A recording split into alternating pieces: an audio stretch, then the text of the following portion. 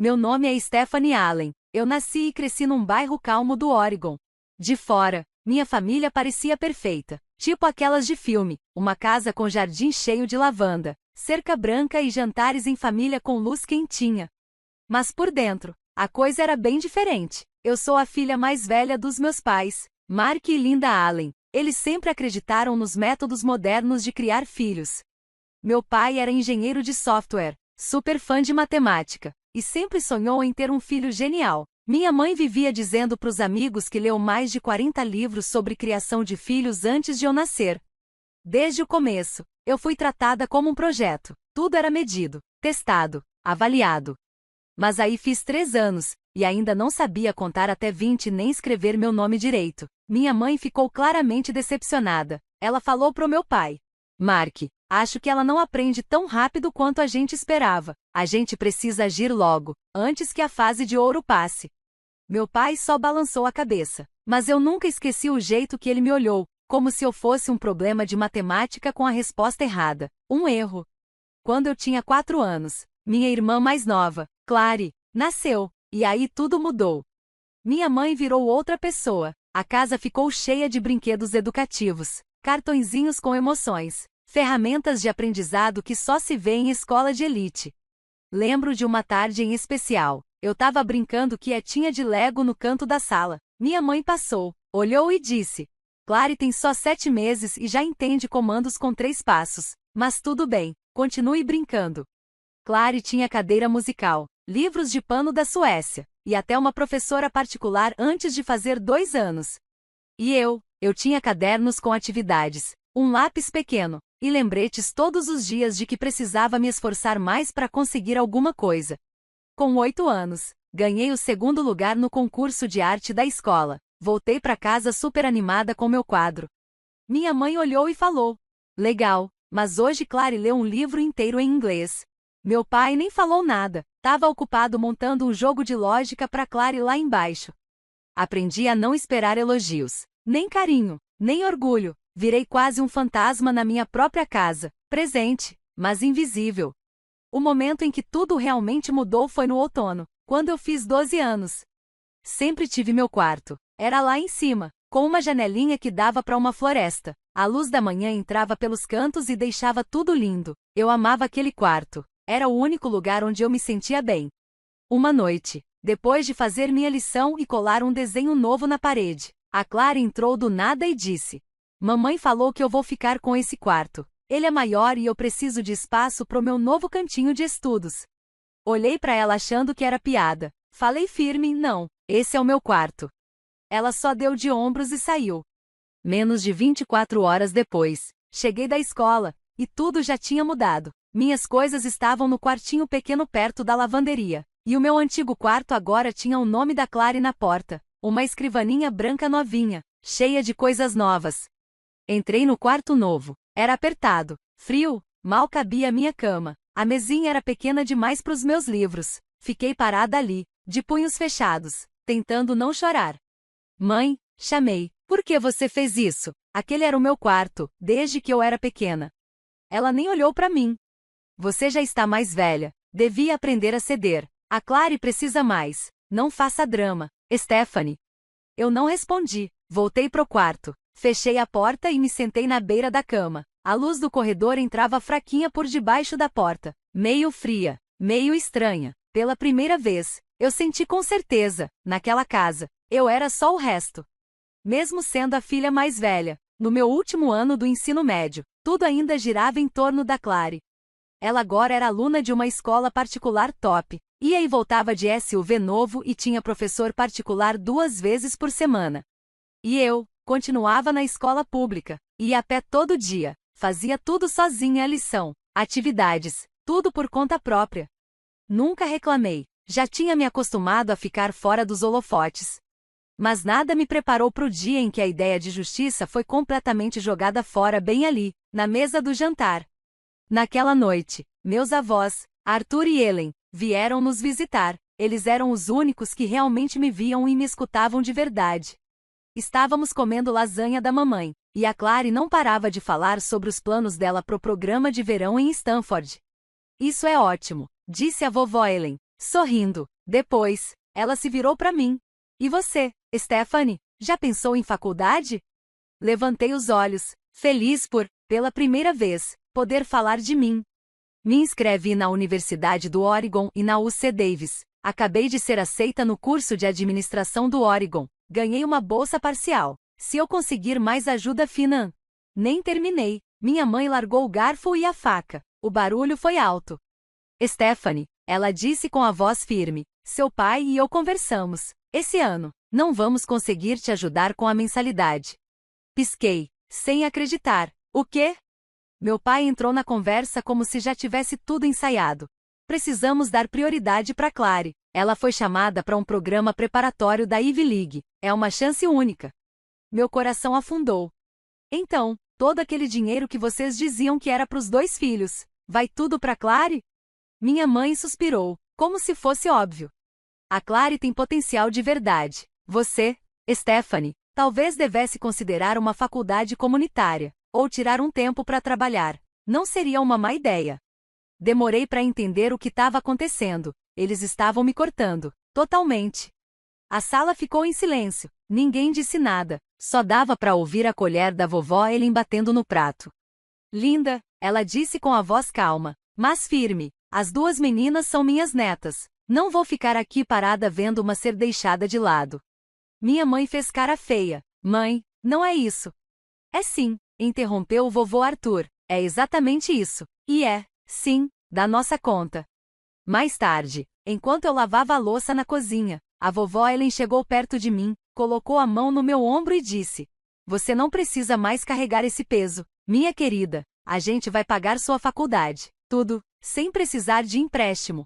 Virei para ela com os olhos cheios de lágrimas. Mas é muito dinheiro. Ela sorriu. Não é muito quando a gente investe em alguém que se esforça. Você não precisa ser a favorita para brilhar. Stephanie, você já brilha sozinha. Naquele outono, fui morar nos dormitórios da Universidade do Oregon. No dia da mudança, minha mãe me deu um abraço rápido na porta e disse: gaste pouco e não espere nada da gente. A Clary nem levantou os olhos do celular.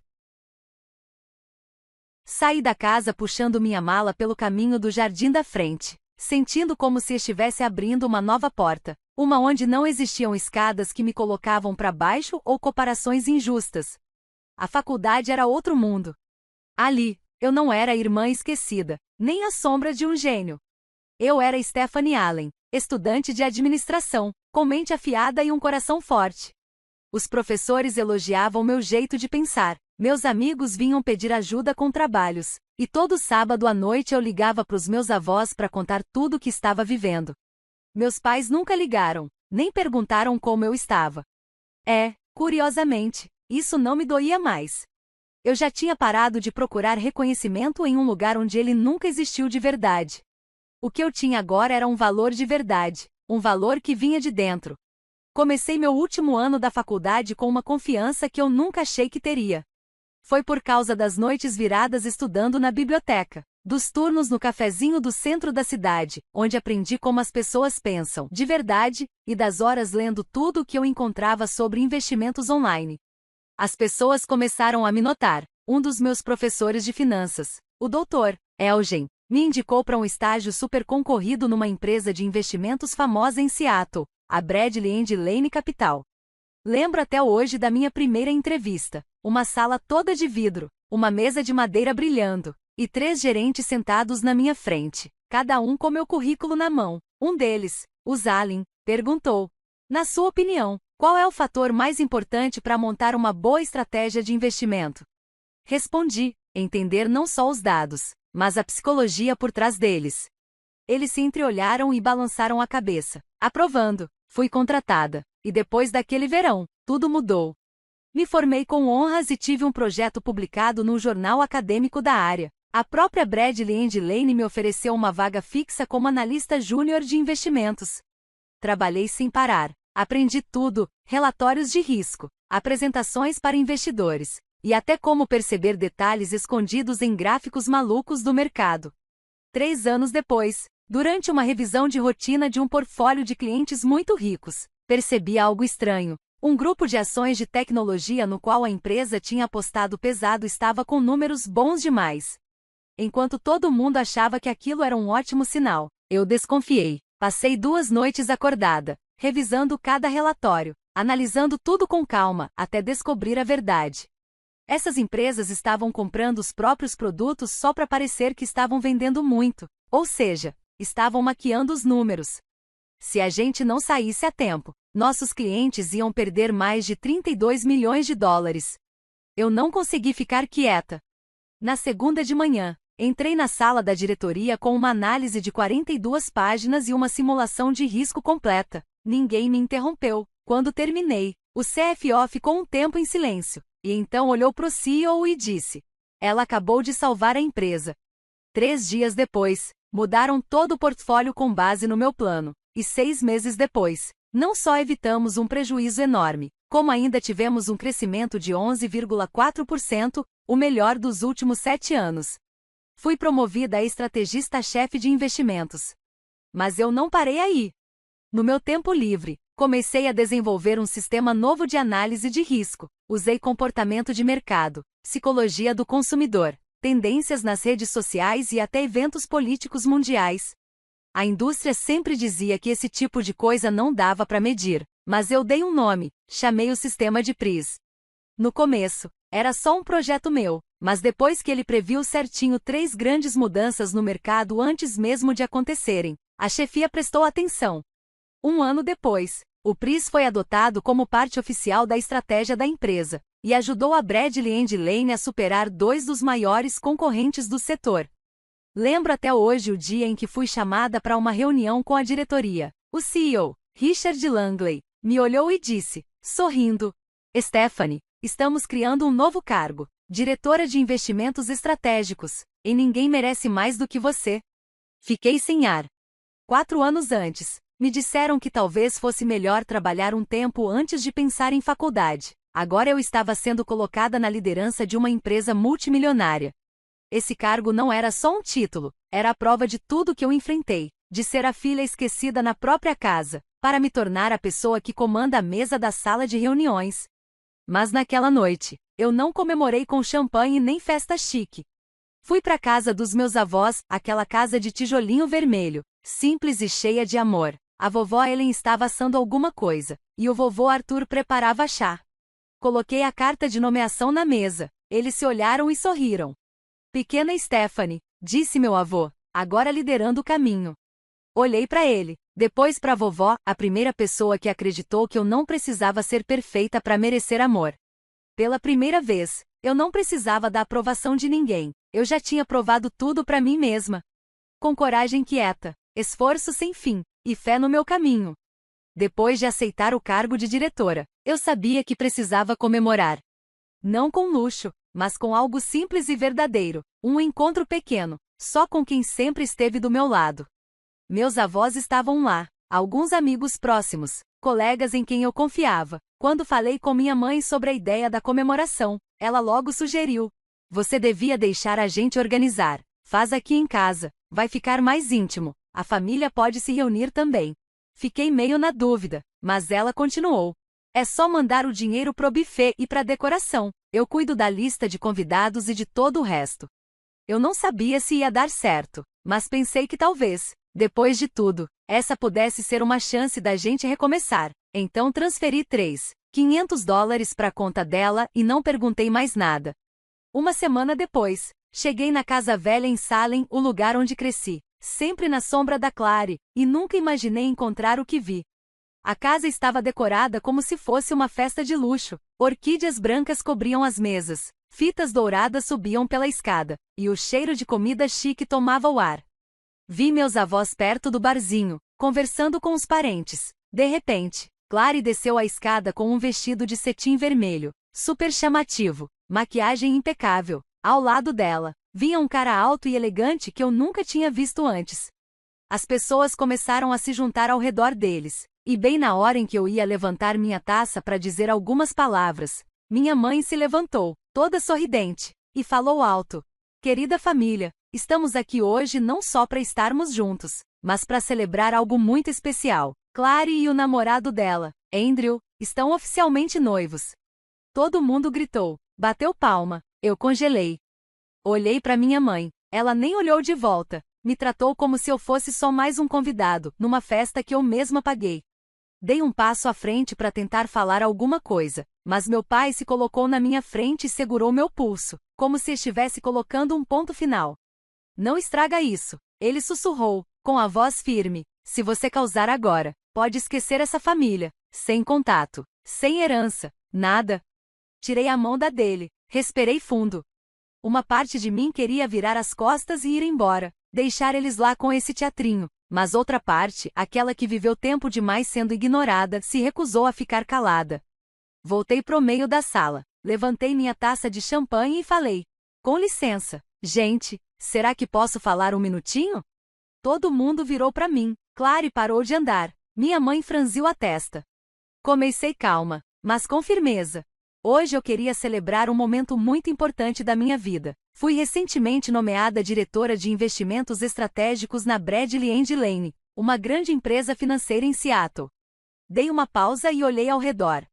Fui eu quem mandou o dinheiro para esse evento. Minha mãe disse que ia organizar tudo, mas em momento nenhum falou que seria uma festa de noivado. Um burburinho começou no salão. Meus avós ficaram parados, meio sem reação. Não sou contra o noivado da Clary, continuei. O que me dói é que, mais uma vez, minha própria família tentou me apagar no meu próprio momento, como fizeram comigo a vida toda. Andrew olhou para Clary, com um ar confuso. Você me disse que era só um encontro de família. O rosto da Clary ficou vermelho. Andrew, eu só queria esperar o momento certo. Usar o dinheiro da sua irmã para fazer esse show todo? Ele cortou, agora falando mais baixo. Eu vim achando que ia me sentir bem-vindo, não para ver alguém sendo deixado de lado no próprio momento. Ele colocou o copo na mesa e foi embora. Clary correu atrás dele, mas não adiantou. A sala ficou em um silêncio pesado. Meu pai se levantou, com o rosto vermelho de raiva. Você devia saber o seu lugar, Stephanie. Isso aqui ainda é. Não, eu interrompi. Esse lugar foi construído em cima de favoritismo. Isso aqui já não é mais um lar. Me virei para os meus avós. Eles continuaram parados, mas a vovó Ellen estava com os olhos cheios d'água. O vovô Arthur segurou minha mão quando cheguei perto. Não preciso que o resto da família entenda quem eu sou. E saí pela porta, a mesma que um dia eu saí quieta, mas, dessa vez, saí de cabeça erguida. Andrew já tinha ido embora da festa, sem falar mais nada. Clary correu atrás dele até a varanda, mas a porta do carro fechou antes que ela pudesse dizer qualquer coisa. As luzes traseiras do Mercedes sumiram entre as árvores, e o silêncio tomou conta do lugar que, minutos antes, estava cheio de risos. Clary se virou, com os olhos cheios de lágrimas, mas logo ficou com raiva. Você sempre teve inveja de mim, não aguenta me ver feliz, então faz de tudo para estragar. Fiquei parada, não respondi, pela primeira vez. Aquilo não me machucou, eu só me senti cansada, cansada da mesma culpa de sempre, repetida como disco arranhado. Clary, disse a vovó Ellen, com a voz firme e calma, você fez suas escolhas, não joga as consequências para cima da sua irmã. Minha mãe veio andando rápido, o rosto pálido, entre raiva e vergonha. Stephanie, quem você pensa que é para humilhar sua irmã na frente da família? Eu não preciso pensar, respondi calma. Eu só falei a verdade, e fiquei calada por tempo demais. Meu pai segurou o braço da minha mãe, tentando conter ela, mas os olhos dele estavam frios, brilhando de raiva. Se você sair por essa porta hoje, ele disse com a voz gelada, não faz mais parte dessa família. Esquece herança, esquece ligação. Pra gente, você nunca existiu. Eu ia responder, mas antes que eu dissesse qualquer coisa, o vovô Arthur, que estava calado a festa inteira, deu um passo à frente. A voz dele soou forte, firme, como sino batendo em igreja vazia.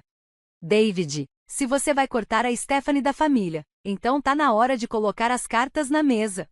A vovó Ellen pegou a mão dele e ficou ao lado. Minha mãe olhou para os dois, com uma cara de quem sabia que vinha bomba. Atualizamos nosso testamento faz 3 meses, ela disse, com a voz baixa, mas cheia de intenção. Tudo que temos, a casa, as economias, as ações vai ficar para Stephanie. Minha mãe deu um suspiro alto. Surpresa, o quê? Já vimos o bastante, disse o vovô Arthur. o suficiente para entender quem vive com valores e quem vive de mimo. A Clara é minha filha de sangue. Minha mãe quase gritou. E a Stephanie é a única dessa família que nunca pediu nada, nunca reclamou e nunca precisou pisar em ninguém para chegar onde chegou, respondeu a vovó Ellen, com a voz um pouco trêmula, mas firme no olhar. A gente não vai recompensar mentira ou favoritismo. Clary começou a chorar, o orgulho dela indo embora junto com as lágrimas. Saiu correndo escada acima, o vestido vermelho balançando como uma mancha numa pintura quebrada. Minha mãe ficou parada no meio da sala, com os lábios tremendo. Meu pai virou o rosto, sem falar nada. Peguei minha bolsa, olhei para os meus avós, com o coração acelerado. Eu nunca pedi por isso, eu não preciso da herança. Sabemos disso, disse o vovô Arthur, sorrindo, e é exatamente por isso que você merece mais do que qualquer um aqui. Olhei em volta da casa, antes era só um lugar cheio de mágoas. Agora, parecia um palco onde a verdade finalmente foi contada. Um por um, os parentes se levantaram das cadeiras, evitavam meu olhar, como se tivessem acabado de acordar de um sonho errado. Ninguém me impediu quando me virei para ir embora.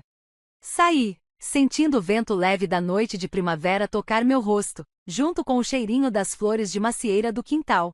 Ouvi a porta se fechar atrás de mim, mas dessa vez não foi uma porta batendo. Foi o fim de um capítulo, o fim de muitos anos de silêncio e dor guardada.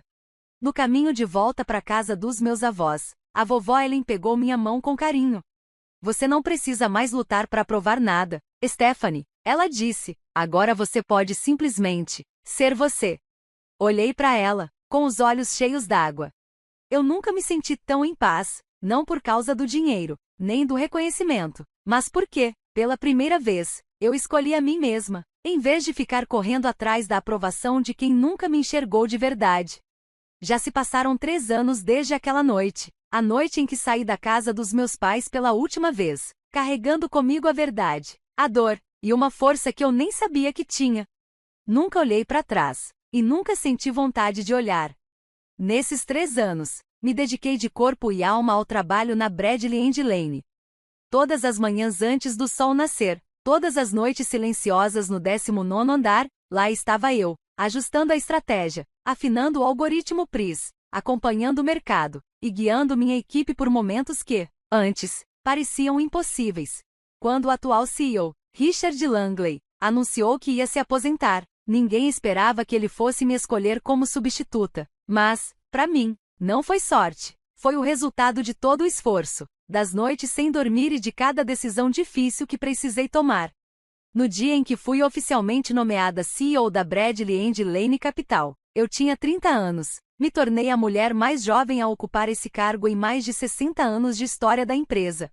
O anúncio foi feito no salão principal. As luzes das câmeras piscavam e todos os lugares estavam ocupados por acionistas. Eu estava ali, naquele palco, não para impressionar, mas para representar uma nova geração, alguém que não precisou nascer no topo para construir sua própria conquista. Depois do discurso, peguei o celular e liguei para os meus avós. Consegui, sussurrei, com a voz cheia de emoção. O vovô Arthur deu uma risadinha do outro lado da linha, e a vovó Ellen repetiu: Nunca vou esquecer, você sempre foi digna, Stephanie, desde o primeiro dia.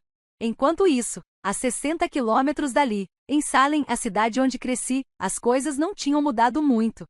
Clara estava com 27 anos, já não usava mais o anel de noivado, também não tinha um emprego fixo. Desde que Andrew foi embora naquela noite, a vida dela virou uma sequência de tentativas frustradas. Abandonou um curso de moda, dizendo que era pressão demais. Tentou ser criadora de conteúdo, mas desistiu porque ninguém entende meu estilo. No fim, voltou a morar com meus pais, no mesmo quarto que um dia foi meu. Não falo com meus pais desde aquela noite. Às vezes meus avós comentam que eles perguntam de mim por amigos em comum, mas eu não me importo mais. Aprendi que nem todo laço precisa durar, principalmente quando ele é feito de egoísmo e negação. Todo domingo à tarde, eu vou jantar na casa dos meus avós. A gente brinda com pão quentinho. Folheia álbuns antigos que eu achava que tinham se perdido. A vovó ainda conta histórias da minha infância. E o vovô finge que não lembra para eu ter que contar tudo de novo. Um dia perguntei se eles se arrependeram de ter deixado tudo para mim. Não deixamos por causa do que valia, disse a vovó. Deixamos para quem entendeu o valor das escolhas, para quem escolheu integridade em vez de conforto, para quem ficou em silêncio quando precisava e soube falar quando era necessário. Eu sorri, porque entendi, ali, que essa era a herança mais valiosa que recebi. Não foram os bens, foi a fé, fé em mim. Numa tarde de primavera, depois de uma reunião global no escritório, eu estava saindo quando vi alguém me esperando no saguão principal. Apertei os olhos e percebi que era a Clary. Ela estava mais magra, com um olhar meio perdido, mas ainda usava o visual de sempre, casaco caro e salto alto bem arrumado. Não vim aqui para pedir desculpa, disse Clary logo de cara, como se aquilo fosse uma proteção. Só quero saber como você tá conseguindo ir tão bem sem ninguém te ajudar. Olhei para ela, sem raiva, sem pena. Porque eu não tinha nada, Clary, e foi aí que aprendi a me virar sozinha. Isso é algo que você nunca precisou fazer. Clary me encarou por alguns segundos, não respondeu, só virou as costas e foi embora. Não sei se um dia ela vai mudar, mas sei que eu nunca mais vou ser a irmã que sempre cedia, que aceitava tudo calada só para manter a paz. Voltei pro meu escritório, onde minha equipe me esperava para começar algo novo, juntos. E ali eu entendi, não importa onde tudo começa, se você não se abandona no caminho, o destino sempre vale a pena. Minha história não é só sobre lidar com o favoritismo na família, é sobre o poder da persistência e do valor que a gente tem por dentro. Teve um tempo em que fui deixada de lado, até na minha própria comemoração, mas eu escolhi seguir em frente, não por vingança, mas por verdade, por dignidade. Hoje, não procuro mais a aprovação de quem já me negou no passado, porque agora eu sei onde é meu lugar, ao lado de quem acredita em mim de verdade. Mais importante que tudo, eu aprendi a acreditar em mim mesma. E você? O que acha da decisão da Stephanie? Ela foi dura demais? Ou era exatamente o que ela merecia depois de tudo que viveu?